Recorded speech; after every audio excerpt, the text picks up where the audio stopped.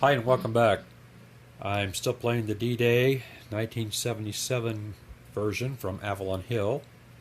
It is turn 2, Allies player turn, and this will probably be the last video I do on this particular game, since I really just wanted to kind of get a feel of it and to show some of the basic game mechanics. So we will start with the Allied turn, Allied supply phase.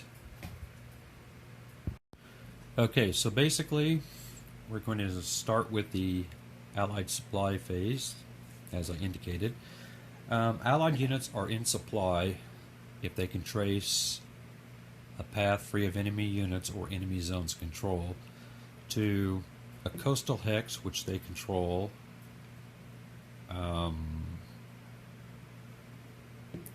like a fortified hex that they control at the beginning of their turn, and other coastal hexes that they control at the beginning of their supply phase. Headquarter units will extend that range. I have none on the map at the moment, but depending upon how many headquarters units that you have in a supply source, such as Cherbourg, will determine the length of that path that other Allied units can trace back to that supply path, back to that supply source. So I guess as the Allies move up the coast, then they can put headquarters here to extend their supply up into the Low Countries and then into across the Rhine into Germany itself. That's why Antwerp and a couple of these other cities, Rotterdam, I think. Yeah, Rotterdam and a few of these other cities are vitally important to advance into Germany.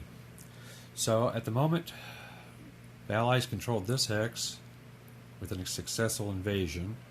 They controlled this fortress hex of Cherbourg, and they control this coastal hex. So these three Allied units are in supply. However, these two airborne units are not in supply at the moment because they cannot trace to a friendly coastal hex or supply source. And thus they will have their movement reduced to 1 and their combat strengths reduced by half. So at the moment, they are out of supply. Probably mark them differently. I guess I'll mark them like I did the Germans. Kind of put them at a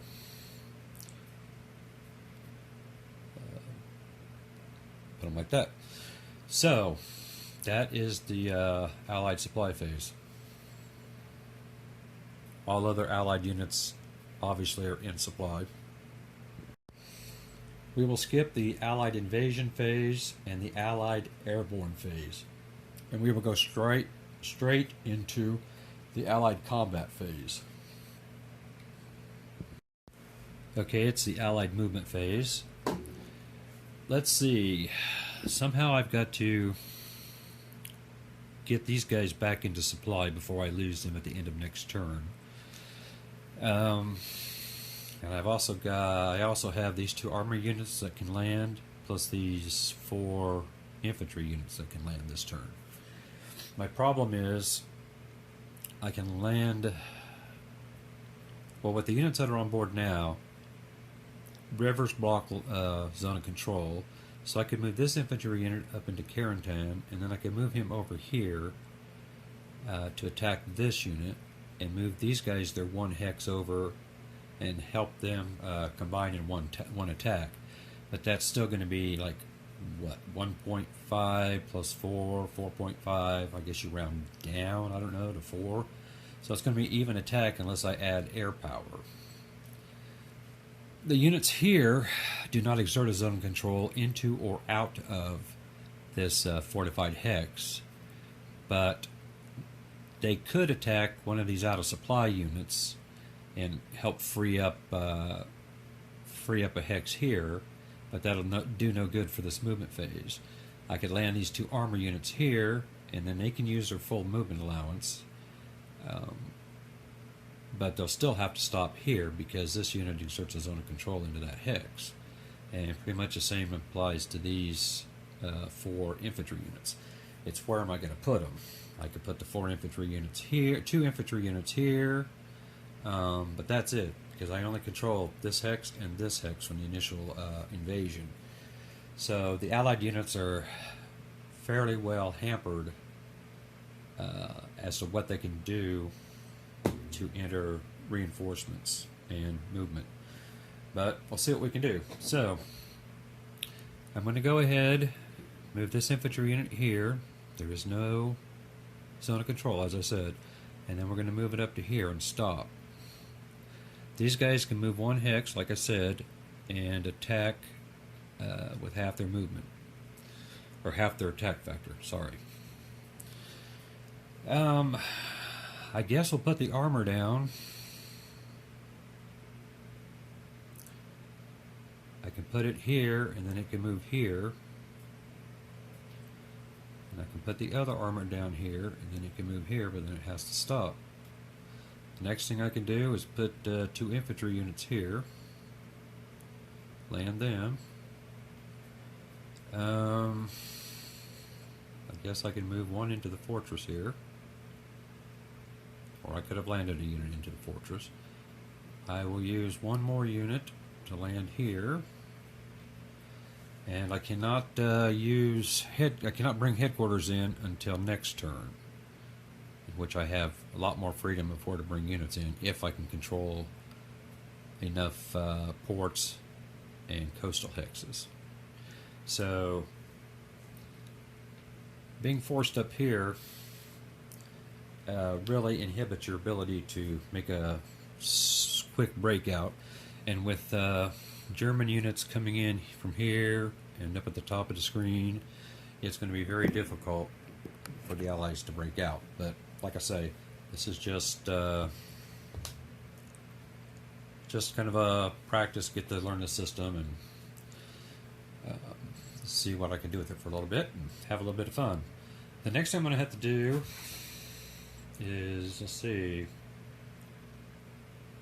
I think we'll go ahead and do the Allied combat phase, where I allocate close attack support, carpet bombing, and then interdiction and stuff like that. So I'll be back with that in a minute.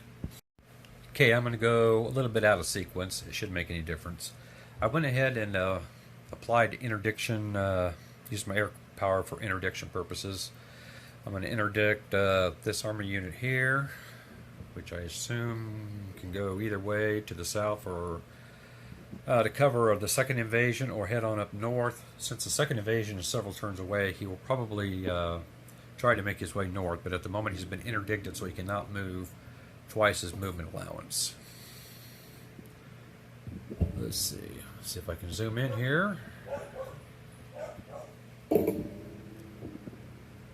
I have also interdicted this army unit here, as well as this army unit there, slowing their approach to the beaches down. This unit as well. And let's see over here. Where are we at? Down, boy. And where are we at? There we go. This unit here has been interdicted. This unit's been interdicted, if I haven't already mentioned that. And that's pretty much it for Allied interdiction. But first we should have combat, but I don't think interdiction will make that big of a deal regarding combat. Alright, so now we will start with the Allied combat phase. I'm only applying 1 tactical air point to this battle. Anything more, I don't have enough to kick it up to the next odds level, so it would just be a waste to apply it. We are going to do that battle first with the 1 tactical air point. So that's going to be 4 plus 1 is 5. These two, 1.5, 1.5 will equal 3. So I have 5 and 3 is 8. This one has no special terrain benefit, so that's going to be a 2-to-1 attack. Not great, but beggars can't be choosers, I guess. Alright, we're going to fire this off on the 2-to-1 attack column. Ooh, get a 1. That doesn't look good. A 1 on the 2-to-1 is a defender eliminated. Well, actually, that is good. Unfortunately, because it's not doubling terrain or anything like that, I cannot advance after combat. But we can remove this German unit from the board. If it had been, if he had been in a doubling terrain, such as city, mountains, I'm not sure about. I guess I should have said in mountains. I don't know. Let me see if a city is double defense. So I guess maybe you could advance into a city. I'm not sure. Would have to read the advance and retreat rules. Anyway, they did make a some progress there. Not that I think it'll matter in the long run. At least not as long as I'm going to play this game. So anyway, we will go to the second combat, which will be these 2 units versus this German coastal defense unit. We do not have to attack this unit because zones of control do not extend around a fortified hex, so we can ignore this unit for now. And I think we have what? We have 10, we have 18 divided by 2. They still get to keep their defense value, even though their attack value was halved for being unsupplied. And that gives us a 9-to-1. The maximum odds column R is 6-to-1. So either way, we should take that hex. So 1 die roll at 6-to-1. I roll a 1, and that is a defender eliminated. So we'll remove him. And as I said before, we cannot advance after contact.